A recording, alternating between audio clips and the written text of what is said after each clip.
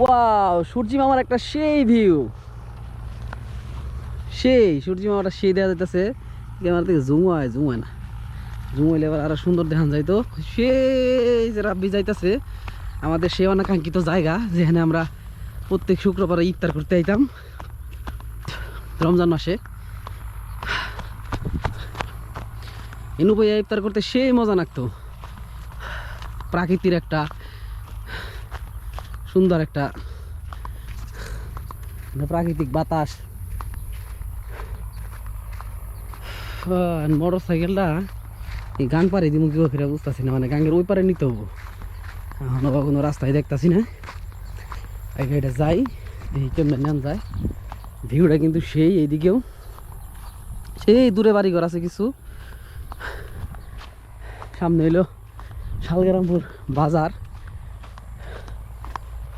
এই ভিউটা কিন্তু সেই সাধারণ একটা জায়গা।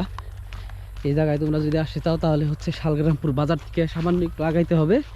আগাইলে তারপরে মাটির একটা রাস্তা ডান দিকে নেমে গেছে, ওই দিক দিয়ে ঢুকলেই এই রাস্তা, মানে এই গাঙের পরে বসতেও সেই মজা, এনে বসে কিছু খাইলেও মজা লাগে, মানে অসাধারণ একটা জায়গা। এই জায়গায় কখনো আসলে শালগ্রামপুর হয়ে আসলে সবচেয়ে সুবিধা হবে। আমরা তো আসছি বহেরাতে লইয়া, যার কারণে আমাদের এত কষ্ট হয়েছে।